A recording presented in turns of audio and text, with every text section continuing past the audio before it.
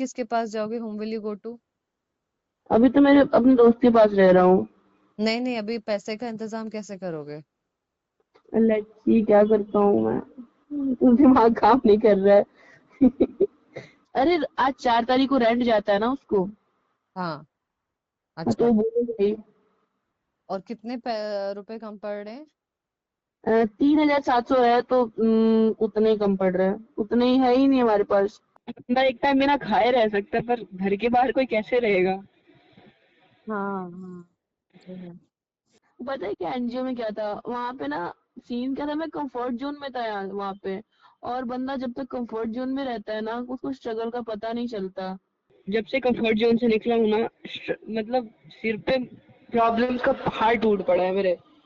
ऐसा सिचुएशन आ गया ना कि मैं एक टाइम खाना खाता हूँ, एक टाइम बिना खाली पेट रहता हूँ मैं।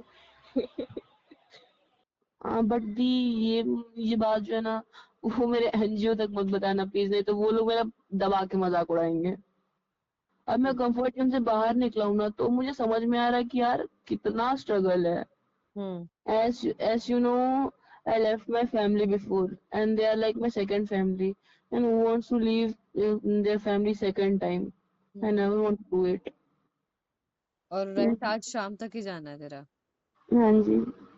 तो अभी और कोई दोस्त है जिनको फोन कर सकते हो तुम? हाँ है, अब ट्राई करता हूँ कॉल करके। ठीक है, अभी ना होप कुछ हो जाए तेरा। बोलो। हो गए दी। सारा अमाउंट? और तुम्हारी तनख्वाह कब आ रही है? अगले महीने। प्रियंका तू किधर भी जाए ना एक पॉइंट याद रखना, उत्तम नगर। क्योंकि 10 जो डाबरी मोड़ के अपने उत्तम नगरी टाच से में कनेक्टेड है, इसलिए मैं जिधर भी भटक जाऊँ तो मुझे चिंता नहीं है। किसी के पूछ लूँ भैया उत्तम नगर की बस कौन सी मिलेगी, कहाँ पर मिलेगी, बस जिंदाबाद है।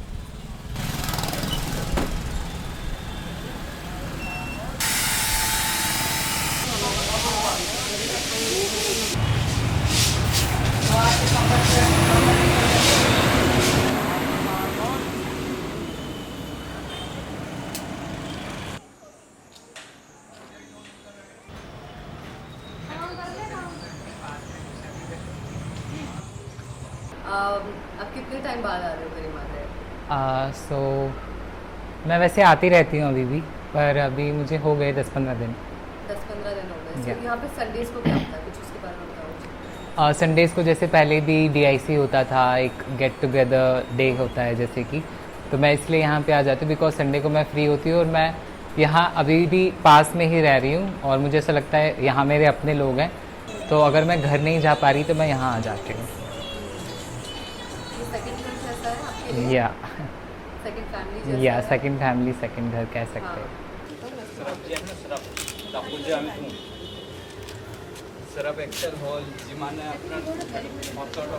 मेरा नाम प्रियंका है और मैं आपकी आसाम से हूँ। तो दिल्ली आप क्यों आए? आसाम क्यों छोड़ना पड़ा? आसाम तो छोड़ना पड़ा, मेरी जेंडर जो आइडेंटिटी है इसके लिए, पर दिल्ली में आई इसीलिए क्योंकि देश की अपनी राजधानी है और कोई भी पॉइंट स्टार्टिंग होती है आई थिंक दिल्ली से ही स्टार्टिंग शुरुआत होती है अपने देश की, इसीलिए मैं दिल्ली को चूज़ करी आने के दिल्ली लिए। आपको मतलब अच्छा क्यों लगा उस समय? क्योंकि देश की अपनी राजधानी और कनेक्टेड है सब तरह से, जैसे कि अपने देखा जाए तो हमारे ट्रांसजेंडर के जो भी हेड ऑफिस है, जितने भी सेंट्रल गवर्नमेंट के ऑफिस है दिल्ली में ही है। और मेरी भी बचपन से ड्रीमिंग थी कि मैं कुछ अपना बिजनेस करूं, तो इसीलिए मैंने दिल्ली में चूज़ किया। मैं आपके देखा जाए तो 2021 में आई थी दिसंबर में। तो यहाँ जब पर पहले आप गरिमा गृह में आए थे, मन में क्या चल रहा था आपके समय? गलत गलत सोच आ रही थी कि क्योंकि यहाँ पर गरिमागरे बोल कर एक लिखा था कि shelter for transgender home, but मुझे डर लग रहा था कि ट्रांसजेंडर मतलब मैं भी बाकियों की तरह ही मतलब थी, कि मुझे लगा कि कितने लोगों की तरह अखाड़ा सखाड़ा तो नहीं है सभी, मुझे जाकर बेच तो नहीं देंगे, मुझे भी सेक्स वॉक ये सब करना तो नहीं पड़ेगा। बट जैसे मैं इधर में I see in the totally they are not like this.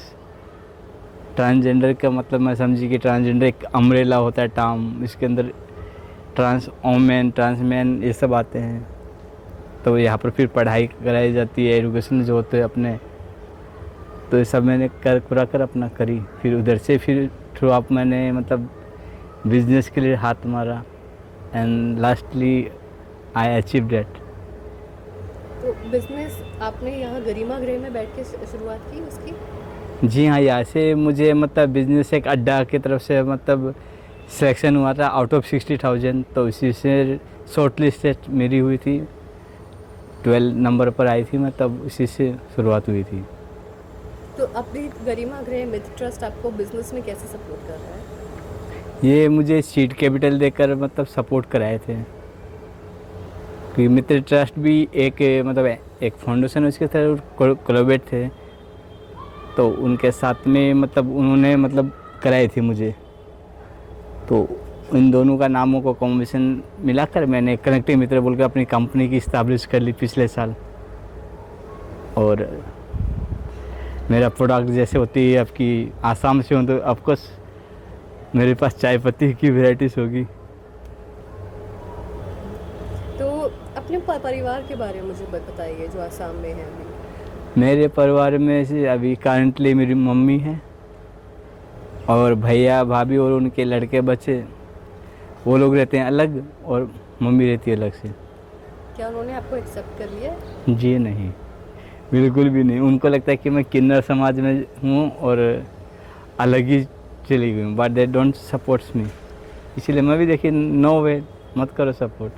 मेरा नाम ऋतिका है और मैं 21 साल की हूँ और बेसिकली मैं बिलोंग करती हूँ राजस्थान से, झुंझुनू डिस्ट्रिक्ट।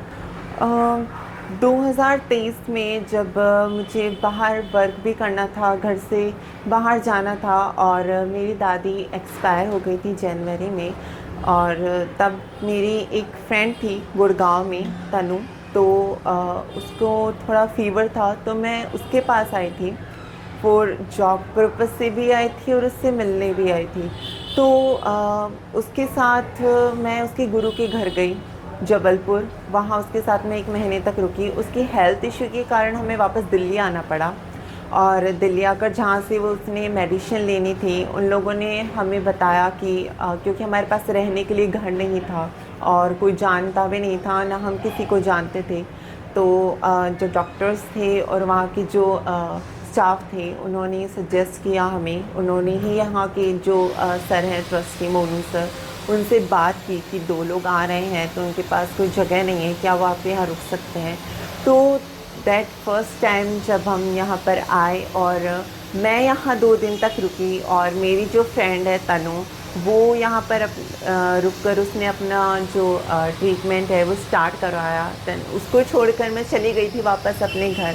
उसके बाद में मैं 27 मई को वापस यहाँ गरिमा गृह में आई, क्योंकि मेरे पास घर पर कोई जॉब नहीं थी और मैं घर पर इस तरह रह भी नहीं सकती थी बिना किसी काम के, बिना इनकम के। इसलिए मैंने सोचा अगर अब मुझे कुछ करना है तो कहीं तो जाना होगा, कुछ तो करना होगा। तो उसी पर्पज़ से मैं केवल जितने किराए के रुपये से 200 रुपये लेकर सिर्फ मैं यहाँ आई, वो भी सिर्फ बस में किराए के लिए खर्च हो गए। यहाँ आने के बाद मेरे पास 1 रुपया भी नहीं बचा था। फिर मैं यहाँ आई और तब मुझे यहाँ घर मिला, कपड़ा मिला, खाना मिला और यहाँ आकर फिर मुझे जॉब भी मिली। यहाँ वैकेंसी थी, तब बेला मैम जो पीएम थी उन्होंने मुझे सजेस्ट किया, क्योंकि मैंने अपनी ग्रेजुएशन कंप्लीट कर ली थी, तो इसलिए उन्होंने मुझे जॉब ऑफ़र की कि यहाँ आउटरीच वर्कर के लिए पोस्ट अवेलेबल है, तो आप वहाँ पर वर्क कर सकते हो। तो मैंने अपना सफ़र शुरू किया यहाँ 1 जून से। जैसे सिचुएशन होती है उसी सिचुएशन में आपको ढलना पड़ता है। आज अगर इधर में आपको बताएं तो अगर अब देखो, मैं अपने घर में रहती थी तो घी चपड़ कर रोटी खाती थी, कभी वो खाती थी, ये करती थी। Any time I am free, that's mean कोई मुझे क्वेश्चन नहीं करता था तुम क्यों क्या खा रहा है क्या नहीं खा रहा है। बट इधर में मुझे सूखी रोटी खानी पड़ रही है, क्योंकि समय पर मैं मानती हूँ चलो भगवान कम से कम मुझे सूखी रोटी तो दे तो रहे। कुछ भी होता है किसी के साथ, मैंने यहाँ पे एक चीज़ नोटिस करी है, यहाँ लोग बहुत लड़ते हैं खाने के लिए, किसी चीज़ के लिए लड़ाई होती है, बट जब भी कोई क्राइसिस का केस होता था या कभी पुलिस किसी को लेने आती थी, सारे एक हो जाते थे। और मतलब कोई कह नहीं सकता कि हाँ ये अलग अलग हैं या ये अलग फैमिली से बिलोंग करते हैं, ये अलग फैमिली से बिलोंग करते हैं, सब एक साथ हो जाते थे और सब एक दूसरे के लिए रोते थे। तो वो चीज़ बहुत ज़्यादा इफ़ेक्ट करती थी मुझे कि कुछ ना होते हुए भी बहुत एक अनदेखा सा रिलेशन, एक कनेक्शन है सबके बीच में कहीं ना कहीं, और वो कनेक्शन शेल्टर होम ही बिल्ड करता है। जब मैं दिल्ली आई थी तो मुझे बिल्कुल नहीं पता था, अपने घर से तो मुझे बिल्कुल भी नहीं पता था कि ट्रांसजेंडर्स पर्सन के लिए कुछ शेल्टर होम हो सकता है। गवर्नमेंट उनके लिए कोई प्रोग्राम प्रोवाइड कर सकती है, उन्हें किसी तरह की हेल्प करती होगी। तो वो गांव जैसा एरिया है तो वहाँ अवेयरनेस की कमी है, लोग जानते भी नहीं हैं क्योंकि वो पढ़े लिखे नहीं हैं, और जो पढ़े लिखे हैं वो भी सिर्फ जो बेसिक चीज़ें होते हैं उनके बारे में जानते हैं, जेंडर डिस्फोरिया, जेंडर आइडेंटिटी और बाकी चीज़ें क्या होती है, किस तरह से वो डिफरेंस होते हैं कम्युनिटी से, उस तरीके को वो नहीं जानते हैं। वो जो जनरल लोगों से थोड़ा सा अलग बिहेवियर करते हैं तो उन्हें एक किन्नर या हिजड़ा की श्रेणी में ही रख लेते हैं, उन्हें किसी अलग तरीके से डिफ़ाइन नहीं किया जाता। तो दिल्ली आकर मैंने ये रियलाइज़ किया कि यहाँ पर थोड़ा जो लोग हैं पढ़े लिखे हैं उनमें भी थोड़ी अवेयरनेस की कमी है, लेकिन यहाँ सोसाइटी बहुत फ्रेंडली है LGBTQ+ कम्युनिटी के लिए। और यहाँ आकर मुझे गवर्नमेंट के प्रोग्राम्स के बारे में पता चला, गरिमा गृह के बारे में पता चला, TI के बारे में पता चला, हम सफ़र प्रोजेक्ट जो है उसके बारे में पता चला, और HIV एड्स की अवेयरनेस और रोकथाम के लिए जो सरकार प्रोग्राम चला रही है कम्युनिटी मेंबर्स के लिए, उसके बारे में मुझे जानकारी मिली। और जब हम यहाँ पर एज ट्रांसजेंडर बाहर निकलते हैं खुद को आइडेंटिफाई करके एक कॉन्फिडेंस के साथ, तो यहाँ की सोसाइटी में हमें वो दिखता है कि कोई हमें उस तरह से जज नहीं करता, मतलब बहुत ज़्यादा पीपल जो हैं वो फ्रेंडली हैं, वो एक्सेप्टेबल हैं, और हम उनके बीच में as a person, as a human रह सकते हैं। तभी फिर मैं नोटिस करी यार 1 महीना हो गया, 2 महीना हो गए, मुझे हलाल तो ये लोग नहीं कर रहे, कुछ नहीं कर रहे। फिर क्लासेस फिर मैंने क्लियर हो गया कि किसी एक ट्रांस में थी, उसको मैंने पूछा यार यहाँ पर क्या ये लोग वो नहीं कराते क्या, पागल हो क्या तुम, ऐसे हो क्या। उसने मुझे क्लियर किया है यार हम लोग ट्रांस वुमेन हैं, हम लोग ये क्या होते हैं ट्रांस वुमेन, वो पागल। ट्रांसजेंडर जो होता है ना मतलब किन्नर नहीं होता है, एक अम्ब्रेला होता है, उसमें ट्रांस मेन भी आता है। देखो ऊपर में देखो ये लोग लड़की है, लड़के से लड़के मन रहे, और हम लोग लड़के से लड़की मन रहे, तो हमें ट्रांस वुमेन बोला जाएंगे, उनको ट्रांस मैन बोला जाएगा। ओ ये बात है, तब मैंने क्लियर नहीं किया। तब मैं देखी प्रियंका दिल्ली चलते लिए सेफ है, you can stay here. Delhi अच्छा शहर नहीं है, वहाँ पे बहुत लोग ऐसे हैं जो मतलब एक लोकल लैंग्वेज में कहते हैं खा जाएंगे तुम्हें बाहर निकलोगे तो गरिमा गृह में रहकर मैंने खुद को बहुत सेफ महसूस किया, क्योंकि जब मैं बाहर के लोगों का मैंने बाहर जाकर इतना एक्सपीरियंस नहीं किया, लेकिन जो बाहर रहते हैं उनका जब मैंने स्ट्रगल सुना, जो लोग यहाँ से गए हैं गरिमा गृह में रहकर, तो जब वो बाहर रहते हैं तो जो आस पड़ोस के लोग हैं, सोसाइटी है उनकी, तो वो भी अगर कुछ गलत काम होता है तो उन पर इल्ज़ाम लगाते हैं कि ये ज़रूर इन लोगों ने किया होगा और कोई नहीं कर सकता, बल्कि वो जनरल पर्सन ने किया हो, लेकिन वो कम्युनिटी मेंबर्स पर ही वो करेंगे, इल्ज़ाम लगाएंगे, उन्हें फोर्स करेंगे कि वो किसी तरह कर उनसे लड़े। और जब वो उनके साथ उस तरह का बिहेवियर करते हैं, लाइक ताली बजाना, उन्हें गाली देना, तो वो इसी तरह बोलते हैं कि कम्युनिटी इसी तरह की होती है। तो जो मेरी एक फ्रेंड थी वो यहीं रहती थी, तो पास के जो लोग थे उन्होंने उन पर इल्ज़ाम लगा, उनकी छत पर कुछ कचरा था तो उन्होंने बोला ये तुमने फेंका, और मुझसे आकर लड़ाई करने लगी। वो अकेले थी उस टाइम पर। फिर बाद में जब उसने अपनी 3-4 फ्रेंड के साथ जाकर उनके घर पर जाकर वही ताली बजाना ये सब किया, तो फिर उन्होंने जो बस्ती मांगते हैं, जो हिजड़ा कल्चर को फॉलो करते हैं, जिनका अलग अलग एरिया बटा होता है, तो उन्होंने उन्हें कंप्लेंट कर दी कि यहाँ पे कुछ ये पर्सन रहते हैं और ये हमारे ऊपर इस तरह कर रहे हैं। तो जब उस कम्युनिटी के लोग ये बर्दाश्त नहीं करते कि हमारे एरिया में हमारे यजमान जो होते हैं उनके साथ भी इस तरह का बिहेवियर करें, तो वो आए, उन्होंने उसके साथ थोड़ी मारपीट की। तो यहाँ की जो एक कम्युनिटी के खिलाफ वो होती है कि वो उन्हें रहने नहीं देती है, क्योंकि एक वो लोग हैं जो हिजड़ा कल्चर को फॉलो करते हैं, उनके रूल अलग है और जो ट्रांस वुमेन या ट्रांस मेंस हैं उनके रूल्स अलग हैं। वो अपनी एक जनरल लाइफ जी रहे हैं, अपना जॉब करते हैं, सोसाइटी के बीच में रहते हैं, और जो हिजरा कल्चर को फॉलो करते हैं वो अपनी एक अलग अलग लाइफ जीते हैं। उनके लिए जो यजमान है उनके साथ उनका जो संबंध है वो अच्छा होना चाहिए, क्योंकि उन्हें उनके घर बार बार जाना होता है बधाइयाँ लेने के लिए और बाकी चीज़ों के लिए।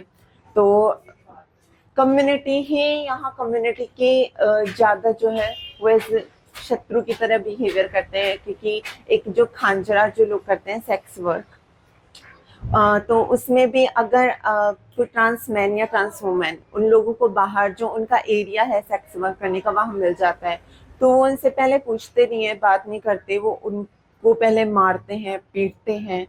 उसके बाद में ही उन्हें अगर उन्हें पता चलता है कि ये यहाँ रहता है, या फिर इसका मतलब जैसे हम रुद्रानी मैम के यहाँ रहते हैं, तो पहले हमसे पूछेंगे नहीं, पहले वो हमें मारेंगे, हमें टॉर्चर करेंगे बहुत तरह से।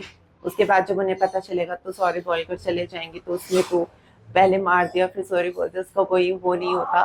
तो इसी तरह का है कि अगर हम इस गरिमा गृह जैसे किसी एनजीओ में है या फिर किसी के अंडर है तो हम सेफ है, वरना अगर ऐसे ट्रांस या LGBTQ+ पर्सन या फिर कम्युनिटी मेंबर्स हम इस तरह घूमते हैं दिन में या रात में, ना हम दिन में सेफ है ना हम रात में सेफ है।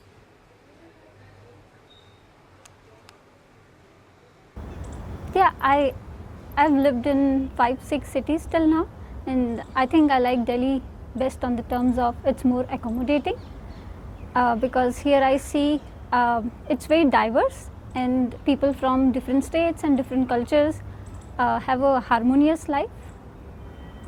If you look at other cities, like if you talk about Indore, my hometown, I have never seen any communities from a different culture or a state there. So those areas are something that we don't visit, we don't appreciate as a citizen. We consider them as outsiders. Even Delhi, I've been to so many Bengali communities, Muslim communities, which would never happen in Indore. Those are the areas where your parents tell you to not go to. It is definitely multiple cities coexisting in themselves, because like I just said, people from different culture and different states, but not just that, people from a diverse economic groups are also there. We work with slums and informal settlements, so I've seen a very diverse range of economic levels even in the slums and informal settlements.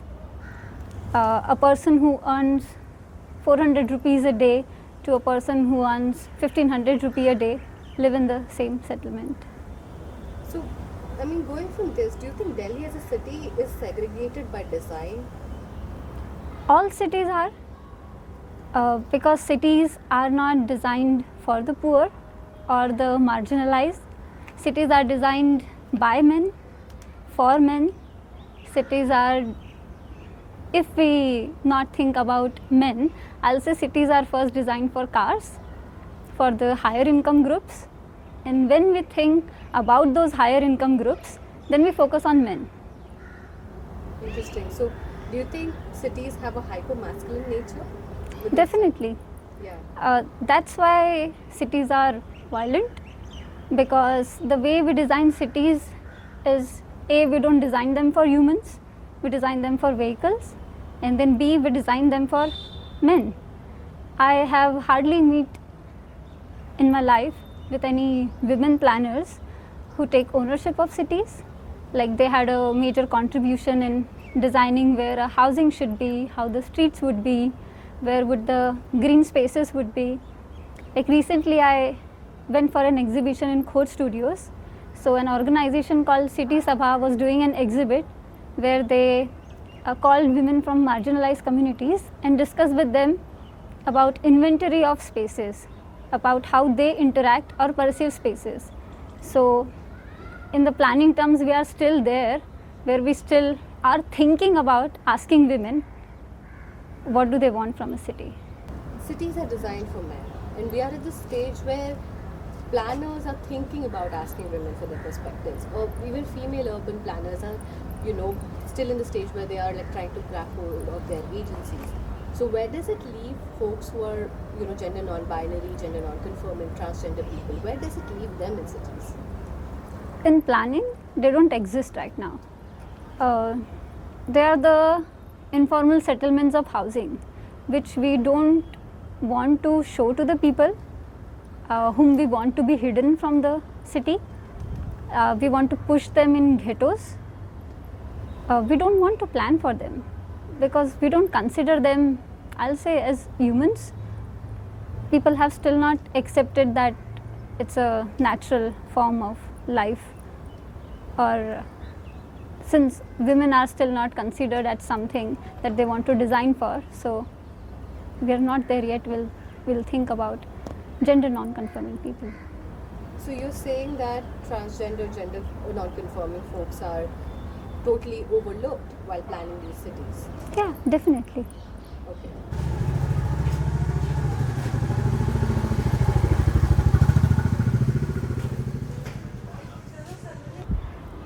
Delhi is a lot of leased land, so a lot of redevelopment projects have been happening in Delhi. So how we design cities now is very different from the traditional way of designing cities. If you think of small towns, you will still see people sitting under a peepal tree. There are still landmarks like Neem Chowk.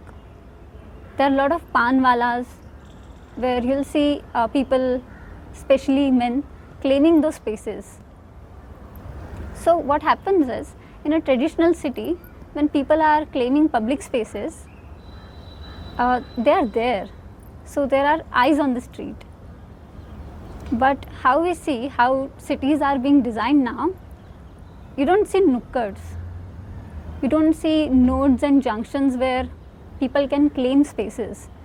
We now have malls and fancy grocery store which have a glass facade, no sitting spaces, no spaces for dance and performance and exchange of culture. So once you remove people from those public spaces, common spaces, there's nobody to look after each other. We just have buildings looking at each other. So when you remove a human part of a city, it's just non-living objects existing. So who's going to protect who?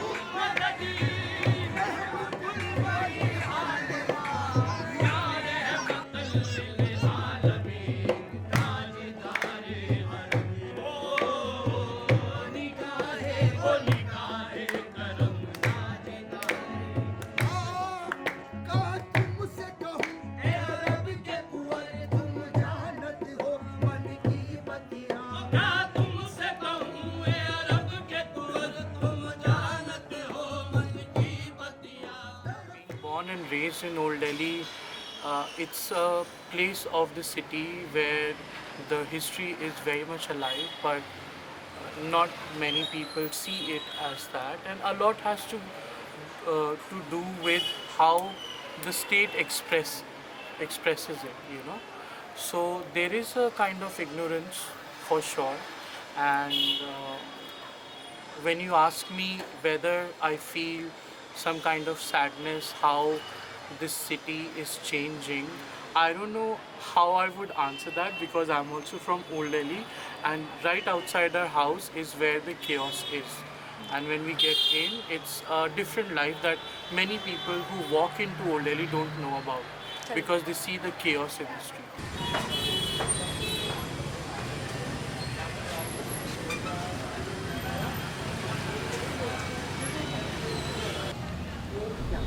We are at this historic place of queer significance, trans significance, all of us know in South Asia.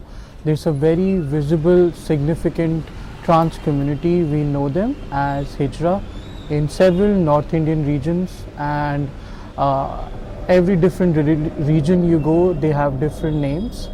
So this is one of the historic community that has been existing in the city, in the country, in South Asia for very long. And this place is the story of their power, their struggle, their status in society of the past. This is known as one of the oldest surviving Hijra community space, and this space is not just an ordinary dwelling. It's a space where you can feel a holistic touch to it. How? Because even we know Delhi is a refuge of Sufism. Among Sufism, when the branch of Sufism started to unreveal themselves in South Asia back in the 12th century, when we say the first city was formed by one of the earliest dynasties of the Delhi Sultanate dynasties, Mamluk dynasty. With that, when they came a caravan of several Sufi saints. Among them was also Bakhtiyar Kaki, Kutubuddin Bakhtiyar Kaki, and this space is dedicated to one of the biggest and the oldest grave that you see behind me. Mia Sahib ki Dargah it's called today. That grave is known for it's dedicated to a sister of foster sister of the Sufi saint Kutubuddin Bakhtiyar Kaki. And there's an oral story that goes, whoever came, the saint died in 1240, but whoever came to take the saint's blessing, or even when he was alive, there was a crisis in someone's life, someone elite. There was a crisis in someone's life. They would first were informed to go around a gate existing in the first city of Mehrauli and ask someone who is nearby, and that nearby person was this sister who was a transgender Hijra person. So they were asked before about the problem, and if they can solve the problem, if their problem is solved, then it was felt that they have a Sufi holistic saint-like touch to it as well. So that is why it is considered a holistic space for the Hijra community. And today you see them coming here celebrating their Urs. Urs is known as the death anniversary among the Sufi Muslims, and that is celebrated here. Many other gatherings are celebrated. If there is a Nayak, a new leader is formed in the Hijra community, they come here and celebrate. So there are efforts today that are made to erase our history, one of them being this, that people who are the caretakers of such iconic historical spaces built by Hijras are not aware. And there's another example. In Mehrauli there is Nazir Ka Bagh. Now Nazir is a title given to the Hijras, elite Hijras in the later Mughal period. And just like Javed Khan, there was another Hijra person, Khwaja Sara, who are known as Rose Afzoon. And Rose Afzoon and Nazir is their title. So they have built and commissioned that garden, which was very much alive until Bahadur Shah II, the last Mughal emperor, was alive and ruling as a monarch, at least on the throne, even during the British period. But after that it was abandoned, and the story of it being abandoned and decaying is the story of the city. like how it has gone through the attack in 1730s with Nadir Shah's attack, and then it was again attacked by the Marathas. Then the British have occupied it. There was another riots in 1857, and if that would not stop the riots and decaying, there was another partition that families like mine have felt with Punjabi refugees coming to the city, you know, with the partition. So all that has also given a lot into the decaying of all these places.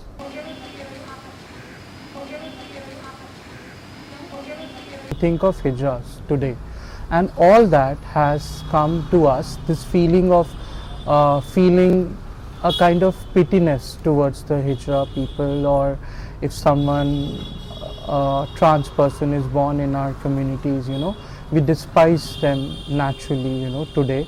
All this has to do with the occupation of the British when we became the official subject of the British Empire, which was known as the British Raj. That has started to implicate a lot of laws which are today known as a compilation of colonial laws. Lord Macaulay is very famous. They drafted the Indian Penal Code, and with that came a very demonic act called the Criminal Tribes Act.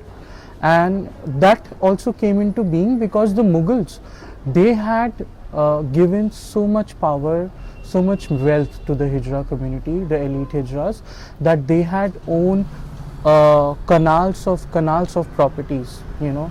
They had a lot of wealth, and even though they didn't have the natural way of life of reproducing children, they have adopted their own daughters, their, you know, kids, which they would put it down to all their wealth and their status. So when the Delhi government, I believe it's one of the policy where they introduced to appease the suddenly found trans Hijra community awareness, they decided to make the bus travel free, not just for cisgender women but also transgender people. And you know, in trans spaces, a Hijra person do not feel even Delhi Metro when it has started. It has been functioning since 2003. Okay, you ask any Hijra person, they don't even feel comfortable sitting in the women's section of Delhi Metro, you know. And the bus has the same extreme, you know, discrimination, and how this news even was received by the common public is really sad. So there are and this is something that is reflected in everyone who is trying to make this city their refuge, who trans people who come from, you know, different areas, surviving violence and other things. They want to make this city feel more safer, but the state machinery doesn't have any measures as of now. I don't think it's safer now, you know. This event means so much because you haven't seen a queer event in a long time in Delhi or anywhere in the city. It's like 2-day festival for just queer people. The biggest festival, what do you expect me to say? This is the only thing we can enjoy being queer. Other places I have to pretend to be straight woman. Now I can be a queer woman, and like, amazing. It is an amazing festival and I enjoy it so much. Awesome. Delhi is pretty unsafe, but when you have nice people around you, it's pretty amazing. Delhi is a wonderful place.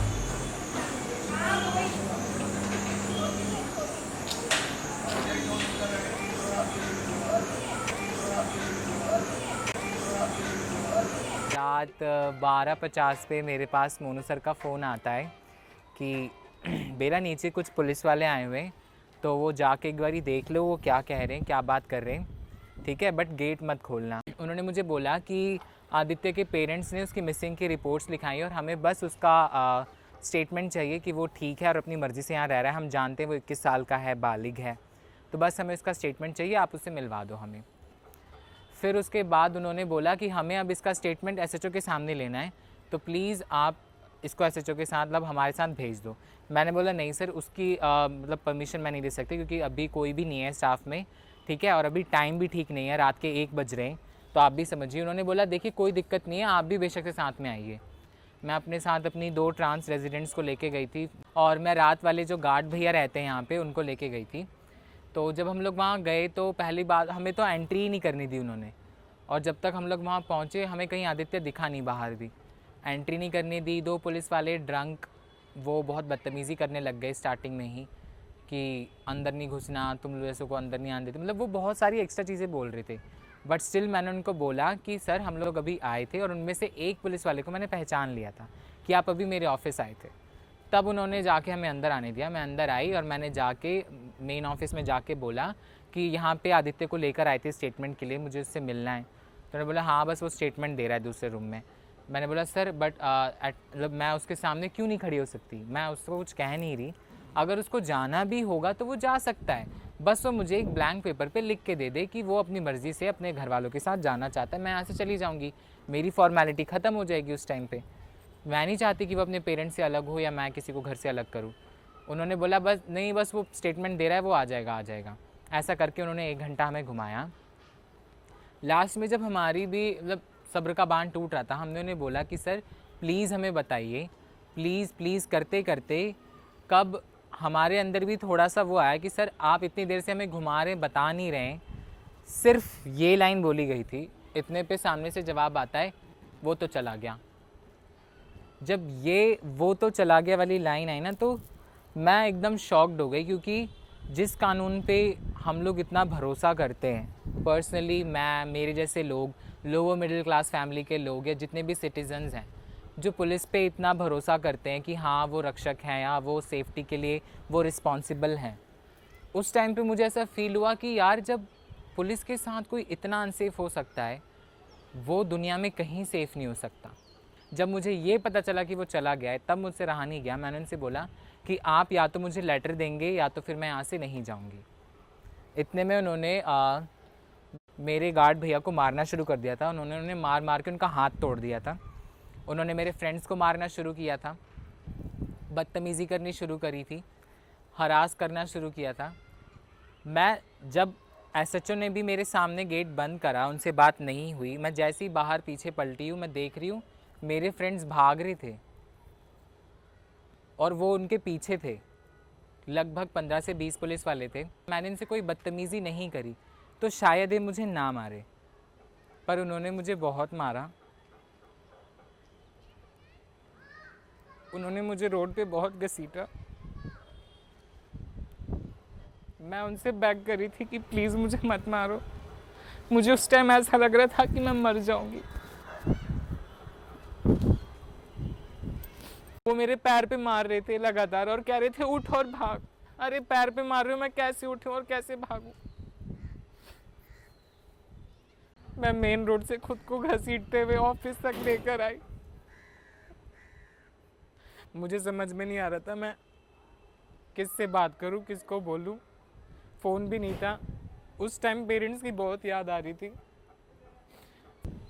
Hospital में भी मेरे साथ इतना untouchables वाला behaviour हो रहा था, कोई मेरा इलाज करने को राज़ी नहीं हो रहा था। हम लोग वहाँ पे 1 घंटे से ज़्यादा वेट कर रहे थे। मैं व्हीलचेयर पे थी और वहाँ पे पुलिस वालों को देख देख के मैं बहुत बुरी तरह रो रही थी। मैं कांप रही थी बहुत बुरी तरह, क्योंकि मुझे डर लग रहा था। हमने पिटीशन फाइल करा, पिटीशन जीत भी रहे थे हम लोग, बट एट द एंड जिस ट्रांसमैन के लिए हम लड़ रहे थे उसकी फैमिली ने उसे एक्सेप्ट कर लिया था, तो उसने अपने स्टेटमेंट्स चेंज कर दिए कि वो अपनी मर्ज़ी से चला गया और हम पिटीशन हार गए। आज भी वो जितने डंडे मुझे लगे थे, आज भी उनकी निशान बाहर नहीं है, पर वो अंदर लगे हैं। वो चोट अंदर लगी है मेरे, और वहाँ आज भी गांठें बनी हैं जो मुझे हर बदलते हुए मौसम के साथ याद दिलाते हैं कि मेरे साथ क्या हुआ था। मैं बहुत कोशिश करती हूँ उसको भूलने की, पर मैं वो एक मोमेंट अपनी लाइफ का कभी नहीं भूल सकती जब मैंने खुद को हाथ के बल घसीट के ऑफिस तक लेकर आई थी। मैं ये जान के बस बुरा लगता है कि हमारी जान की कोई कीमत नहीं है। कोई मर जाएगा या कोई ट्रांसजेंडर मर जाता है, कौन पूछने आता है? कोई नहीं पूछने आता।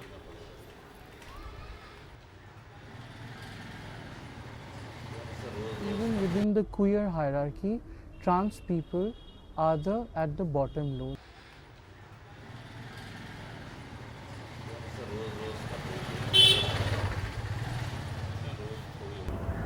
Uh, the reason a person runs away from their home is because they feel they don't belong there, because they are different. So that's why when they're trying to find a home, it's very important that they meet people who are like them, who will accept them for who they are. And that's why shelter homes hold an important place in a city where majority of the population is cisgender. They stay there because they feel safe. They feel like here the majority of the population is not going to harm them because they are with their people. Delhi में हर चीज़ extreme होती है, crime extreme, traffic extreme, pollution extreme, hot extreme, cold extreme, बारिश extreme, traffic extreme, कुछ भी ऐसा नहीं है जो मतलब सटल। इसलिए भी कि यहाँ पे सारे मिक्सड ऑफ रीजन्स के लोग रहते हैं, नॉर्थ के, साउथ के, वेस्ट के, इसलिए भी शायद ये खिचड़ी बनी हुई है।